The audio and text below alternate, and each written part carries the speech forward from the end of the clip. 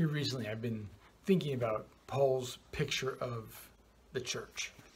He tells his friends in Corinth that the church is like a body, and that the body doesn't just have one part. It's just not made up of the eye. It's not just made up of hands. It's not made up of just the feet, but it's a collection of different parts brought together so that it can fulfill its mission.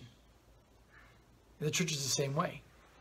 We don't just need one type of person or another type of person. We need different gifts, different abilities, different types, so that we can fill out our body and that we can fulfill the mission that God has for the church in our area. Maybe you've been watching the news or listening to the news or reading as I have. And over the last couple of days, we've heard and seen some things that are quite disturbing. Definitely shouldn't have happened. Hurt and loss and death in situations that need not be.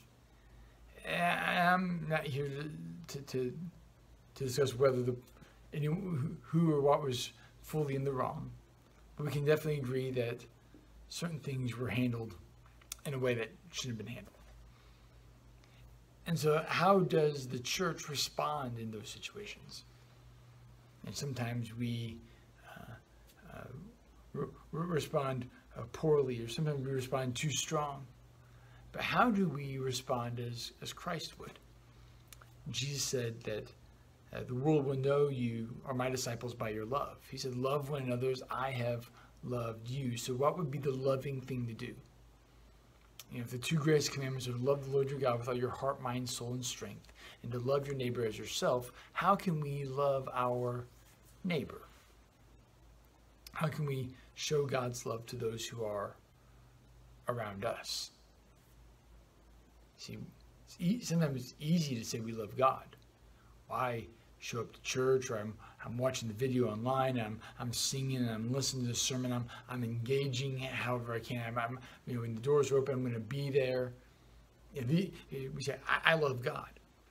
But if our love for God doesn't lead to loving our neighbor, if it doesn't lead to a connection with a church and sharing God's love with those around us, our love is impotent. Our love just doesn't, our love may not have the staying power that it should.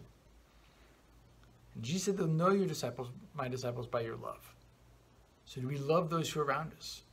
Do we have our eyes open to the needs that are around us? Do we respond to the hurts of our community? Do we serve those who are around us?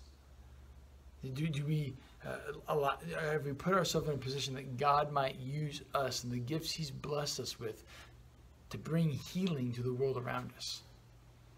Remember Sundays, they prayed that God would stretch out His hand and use them to perform miracles, to do great signs and wonders. And it was never about making themselves great. But those miracles and those signs and those wonders were always to bring healing to the world, so God could use them to share the gospel with others. So this week, what kind of healing are you bringing to the world around you? Are you helping to ease the hurts, to ease the pains of those who are around us? Are we using the opportunities God's given us to help others see and know Him? That God might use us to help the world see Jesus. So doing, we're going to show them God's love. We're going to love our neighbor as ourselves, and two, hopefully lead them to love God with their whole heart as well.